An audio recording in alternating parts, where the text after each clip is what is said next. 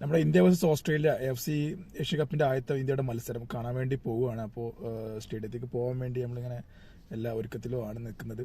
അപ്പോൾ കളിയുടെ കാര്യങ്ങളെ പറ്റും മറ്റും ഇതൊക്കെ സ്റ്റേഡിയത്തിൽ പോയതിനു ശേഷം കളി കണ്ടതിന് ശേഷം ഞങ്ങളോട് പങ്കുവയ്ക്കുന്നതാണ്. എന്താണെങ്കിലും കളി കണ്ടതിന് ശേഷം നമുക്ക് കാണാം.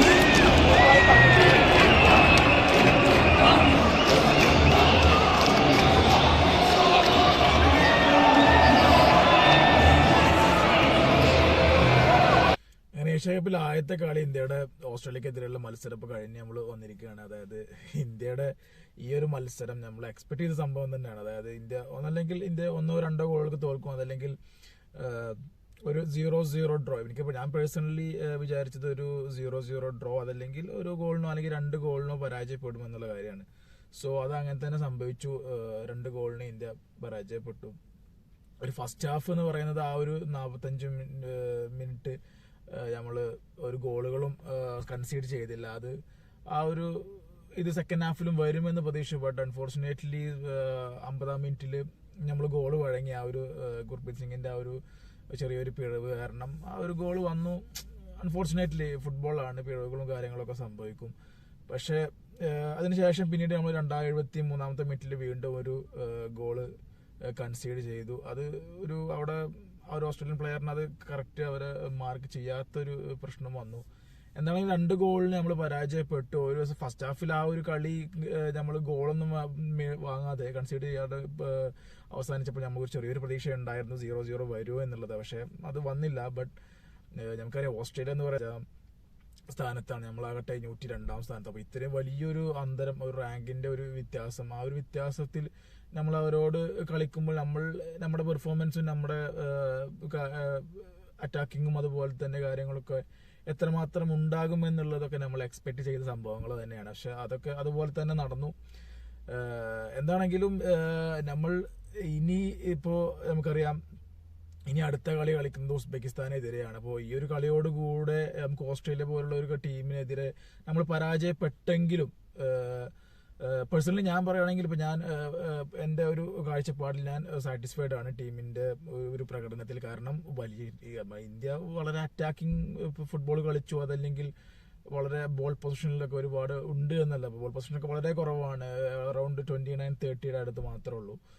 അപ്പോൾ പക്ഷെ നമുക്കറിയാലോ ഓസ്ട്രേലിയ എന്ന് പറയുന്ന രാജ്യം, അവർ കളിക്കുന്നത് അർജന്റീന, അതുപോലെ തന്നെ സ്പെയിന്, ഒരുപാട്, അതായത് അവരെക്കാൾ കൂടുതൽ ടോപ്പ് 10-ൽ നിൽക്കുന്ന രാജ്യങ്ങളൊക്കെ എതിരെയൊക്കെയാണ് അവർ കളിക്കുന്നത്. ഇപ്പോൾ കഴിഞ്ഞ 2022 ഫിഫ വേൾഡ് കപ്പിൽ തന്നെ അവർ ഗ്രൂപ്പ് സ്റ്റേജിലും അതുപോലെ തന്നെ വലിയ പ്രകടനങ്ങൾ നടത്തി റൗണ്ട് ഓഫ് 16 കടന്ന് അർജന്റീനക്കെതിരെ കളിച്ചൊരു ടീമാണ്. സോ അവർക്കെതിരെയൊക്കെ നമുക്ക് ഇങ്ങനെയൊക്കെ ഒരു പ്രകടനം മാത്രമേ നമുക്ക് എക്സ്പെക്ട് ചെയ്യാൻ പറ്റുള്ളൂ. അത് എക്സ്പെക്ട് ചെയ്ത് തന്നെ നമുക്ക് കിട്ടി എന്നുള്ള കാര്യമാണ്. സോ കളിയുടെ ഇനി കാര്യത്തിലോട്ട് കടക്കുമ്പോൾ കളിയിൽ മിഡ്ഫീൽഡിൽ ഞാനൊരു പ്രതീക്ഷിച്ച ഒരു പ്രകടനം എന്ന് പറയുന്നത് അപ്പൂയന്റെ ഭാഗത്തു നിന്നാണ് അത് പ്രതീക്ഷിച്ചത്. കാരണം അപ്പൂയ കഴിഞ്ഞ ഈ വേൾഡ് കപ്പ് ക്വാളിഫയറിൽ അദ്ദേഹം കളിച്ച ഒരു കളി, അതായത് ഖത്തറിനെതിരെ കളിച്ച കളിയിൽ ഒരു മികച്ച പ്രകടനം അപ്പൂയ നടത്തേണ്ടായിരുന്നു. പക്ഷെ ആ ഒരു പ്രകടനം ഈ ഏഷ്യ കപ്പിൽ ഓസ്ട്രേലിയക്കെതിരെയും നടത്തുമെന്ന് ഞാൻ പേഴ്സണലി എനിക്കൊരു എക്സ്പെക്ടേഷൻ ഉണ്ടായത്. പക്ഷെ അപ്പൂയ ഒരു മികച്ച ആ ഒരു പ്രകടനത്തെ ഉയർന്നില്ല എന്നുള്ളതാണ് എനിക്ക് പേഴ്സണലി ഫീൽ ആയത്.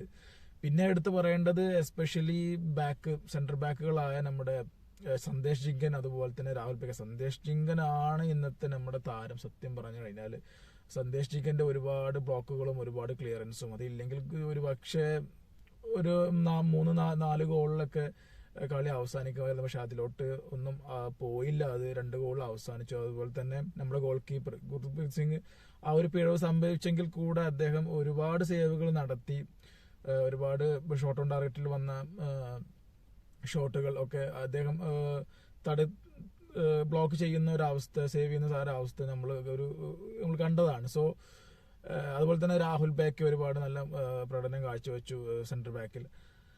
പക്ഷെ നമുക്കറിയാം നമ്മുടെ മെയിൻ താരങ്ങൾ ആരുമില്ല. അതപ്പോൾ സഹലാണെങ്കിലും അതുപോലെ തന്നെ ജീക്സണും അതുപോലെ തന്നെ അൻവർ അലി, ഈ ആരും ഇല്ലാണ്ടാണ് ഇന്ത്യ കളിച്ചത്. അപ്പോൾ ആ ഒരു കോമ്പിനേഷനിൽ ഇന്ത്യക്ക് നല്ലൊരു ടീമിനെ സെറ്റ് ചെയ്ത് ഇറക്കാൻ ഇഗോർ സ്റ്റിമാക്കിന് കഴിഞ്ഞിട്ടില്ല എന്നുള്ള കാര്യം അദ്ദേഹം ഈ പ്രസ് കോൺഫറൻസിൽ, അതായത് കളിയുടെ മുമ്പ് നടന്ന പ്രസ് കോൺഫറൻസിൽ തന്നെ അദ്ദേഹം അത് പറഞ്ഞതാണ്. ഒരുപാട് നമ്മുടെ നല്ല താരങ്ങൾ, അതായത് ടോപ്പ് ഫസ്റ്റ് ലെവൽ സ്ഥിരമായി കളിക്കുന്ന താരങ്ങൾ ഇല്ലാതെയാണ് ഇന്ത്യ കളിക്കാൻ പോകുന്നതും അതിൻ്റെതായിട്ടുള്ള പ്രശ്നങ്ങളുണ്ട് എന്നുള്ളതൊക്കെ അദ്ദേഹം പറഞ്ഞതാണ്. സോ പക്ഷെ എന്നിരുന്നാൽ കൂടെ അവരൊന്നും ഇല്ലാണ്ട് ഓസ്ട്രേലിയ പോലുള്ള ടീമിനെതിരെ ഇന്ത്യക്ക് നല്ല ഒരു മികച്ച പ്രകടനം ഒരു സാറ്റിസ്ഫൈഡ് ആണ് പ്രകടനം. കാരണം ഓസ്ട്രേലിയക്കെതിരെ പോലുള്ള ഒരു വലിയ ടീമിനെതിരെ ഈ ഒരു മാർജിനിൽ തോറ്റെങ്കിൽ കൂടെ ഒരു ആശ്വാസം ഉണ്ട് എന്നുള്ളതാണ്.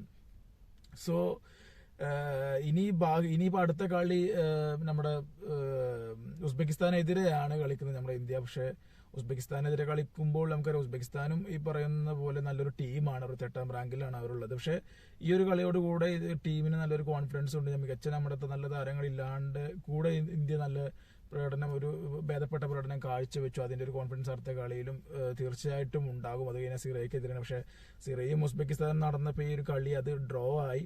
പക്ഷെ എന്നിരുന്നാൽ കൂടെ മികച്ച പ്രകടനം കാഴ്ചവെക്കാൻ കഴിയുമെന്ന് തന്നെ നമുക്ക് പ്രതീക്ഷിക്കാം. പിന്നെ മറ്റൊന്ന് പറയാനുള്ളത്, ഈ കളി കഴിഞ്ഞതിന് ശേഷം നമ്മുടെ പ്രസ് കോൺഫറൻസിൽ ഇഗോർ സ്റ്റിമാക്കിനോട് നമ്മുടെ ഒരു ഇന്ത്യൻ മാധ്യമ പ്രവർത്തകൻ ചോദിക്കണ്ടായി. അതായത് നമ്മുടെ ഇപ്പോൾ ലാസ്റ്റ് കളിച്ചത് ഇന്ത്യ ഏഷ്യ കപ്പ് കളിച്ചത് അത് ഖത്തറിനെതിരെ ആയിരുന്നു 2011.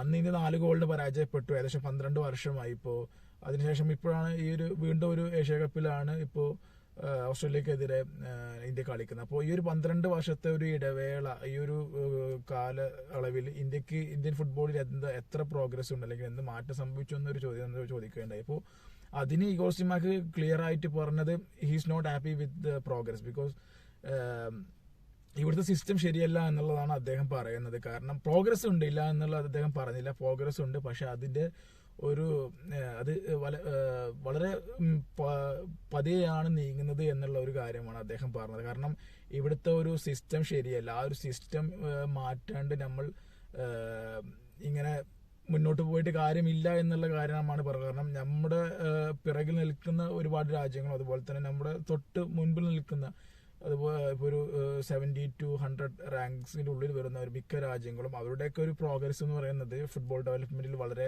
വേഗതയിൽ പോകുന്നുണ്ട്. അപ്പോൾ നമ്മളിപ്പോൾ 12 വർഷമായി, 12 വർഷം കഴിഞ്ഞിട്ട് വീണ്ടും ഒരു ഓസ്ട്രേലിയക്കെതിരെ കളിക്കുന്നു. പക്ഷേ ഈ വലിയ ഒരു ഇമ്പ്രൂവ്മെന്റ്സ് ഉണ്ട്. പക്ഷെ എന്നിരുന്നാൽ കൂടെ അത് ഇങ്ങനെ ഒരു മന്ദഗതിയിൽ നീങ്ങുന്ന ഒരു പ്രോഗ്രസ് ആണ്. പക്ഷെ അതുകൊണ്ട് പോയിട്ട് കാര്യമില്ല. നമ്മുടെ ഒരു സിസ്റ്റം അത് മാറ്റണം. ഇവിടെ നമുക്കറിയാം ഒരു ISL എന്ന് ഒരു പ്ലാറ്റ്ഫോം ഉണ്ട്. അവിടെ കളികൾ നമ്മുടെ താരങ്ങൾക്ക് നല്ലൊരു മികച്ച പ്രകടനം കാഴ്ചവെക്കാനുള്ള ഒരു വേദിയാണ്. പക്ഷെ അതിലുപരി ഗ്രാസ് റൂട്ട് ലെവലിൽ നമ്മുടെ നല്ല സിസ്റ്റം വേണം, നല്ല ഒരുപാട് പദ്ധതികൾ ഇംപ്ലിമെന്റ് ചെയ്യണം, ഒരുപാട് നല്ല അക്കാഡമീസ് വേണം, നല്ല ഫോറിൻ കോച്ചസ് വേണം. എന്നിരുന്നാൽ മാത്രമാണ് നമുക്ക് ഒരു പൊട്ടൻഷ്യലുള്ള താരങ്ങളെ വാർത്തെടുക്കാൻ പറ്റുള്ളൂ. പിന്നീട് ഈ മറ്റൊന്ന് ഒരു സംഭവം എന്ന് പറയുന്നത്, ഈ കളി നടക്കുന്നതിന് മുമ്പ് ഉള്ള ഒരു പ്രസ് കോൺഫറൻസ് ഇല്ല. അതായത് ഒരു ചോദിച്ചൊരു ചോദ്യം നമ്മുടെ കോച്ച് ഇഗോർ മാക്കിനോട്, സുനിൽ ഛേത്രി അല്ലാണ്ട് വേറെ ഏത് താരങ്ങളെ ആയിരിക്കും ഗോൾ സ്കോർ ചെയ്യാൻ താങ്കൾ ഗോൾ ചെയ്യുന്ന കാര്യത്തിൽ താങ്കൾ പ്രതീക്ഷിക്കുന്നതെന്ന് ചോദിച്ചപ്പോൾ ഇഗോർ മാക്ക് പറഞ്ഞത്, ഇത് കുറെ കാലങ്ങളായിട്ടുള്ള ഒരു ചോദ്യമാണ്, ആരാകും ഇനി സുനിൽ ഛേത്രിക്ക് ശേഷം എന്നുള്ളത്. അതിന്റെ ആൻസർ നിങ്ങളുടെ കയ്യിൽ തന്നെ ഉണ്ട്. അത് ഇവിടെ എത്ര അറ്റാക്ക് സെന്റർ ഫോർവേഡേഴ്സ് ഉണ്ട് നമ്മുടെ ഇന്ത്യയിൽ എന്നുള്ള കാര്യമാണ് അദ്ദേഹം ചോദിച്ചത്. ആരും തന്നെ ഇല്ല. അപ്പോൾ നമ്മുടെ സിസ്റ്റത്തിൽ ഒരു മാറ്റം വരുത്തണം. സിസ്റ്റത്തിൽ മാറ്റം വരുത്താതെ ഒന്നും തന്നെ ചെയ്യാൻ കഴിയില്ല. അതായത് അദ്ദേഹം പറഞ്ഞത്, കോച്ച് എന്നുള്ള നിലക്ക് അദ്ദേഹത്തിന് നമ്മുടെ ഇന്ത്യയിൽ ഫുട്ബോൾ ഡെവലപ്മെന്റിനുള്ള സിസ്റ്റം എന്താണോ ആ സിസ്റ്റത്തിലുള്ള ഒരു നല്ല പൊട്ടൻഷ്യൽ ആയിട്ടുള്ള കളിക്കാർ, നല്ല കഴിവുള്ള കളിക്കാരെ അദ്ദേഹം കണ്ടുപിടിച്ച് അദ്ദേഹം നാഷണൽ ടീമിലോട്ട് സെലക്ട് ചെയ്ത് അവരെ കോച്ച് ചെയ്ത് പിന്നീട് ടീമിനെ മുന്നോട്ട് കൊണ്ടുപോകാനുള്ള ഒരു കാര്യം മാത്രമാണ് അദ്ദേഹത്തിന് കോച്ച് എന്നുള്ള നിലയ്ക്ക് അദ്ദേഹത്തിന് ചെയ്യാൻ കഴിയുള്ളൂ. പക്ഷേ ഇവിടെ സിസ്റ്റത്തിൽ ഒരു മാറ്റങ്ങൾ പറഞ്ഞ പോലെ നല്ല അക്കാഡമീസും നല്ല ഗ്രാസ് റൂട്ട് ലെവലിൽ നല്ല കോച്ചസും ഫോറിൻ കോച്ചസും അതുപോലെ തന്നെ ഇതെല്ലാം ഇംപ്ലിമെന്റ് ചെയ്താൽ മാത്രമാണ് നല്ല പൊട്ടൻഷ്യലുള്ള കളിക്കാർ നമുക്ക് വാർത്തെടുക്കാൻ കഴിയുള്ളൂ. പക്ഷെ ഒരു കോച്ച് നിലയിലേക്ക് അദ്ദേഹത്തിന് നമ്മുടെ സിസ്റ്റത്തിലോ അല്ലെങ്കിൽ നമ്മുടെ ഫുട്ബോൾ ഡെവലപ്മെന്റ് കാര്യത്തിലോ അദ്ദേഹത്തിന് ഡയറക്റ്റ് ഇൻവോൾവ്മെന്റ് ചെയ്യാനോ ഒന്നുമുള്ള അവകാശമില്ല. ആസ് എ കോച്ച് അദ്ദേഹത്തിന് കുറച്ച് കളിക്കാരും അദ്ദേഹം നല്ല കളിക്കാർ ആരൊക്കെയാണോ അവരെ തിരഞ്ഞുപിടിച്ച് അദ്ദേഹം അതിന് വേണ്ടിയുള്ള കോച്ചിങ്ങും കാര്യങ്ങളൊക്കെ ചെയ്ത് അദ്ദേഹം മുന്നോട്ട് പോകാൻ മാത്രമാണ് അദ്ദേഹത്തിന് കഴിയുകയുള്ളൂ.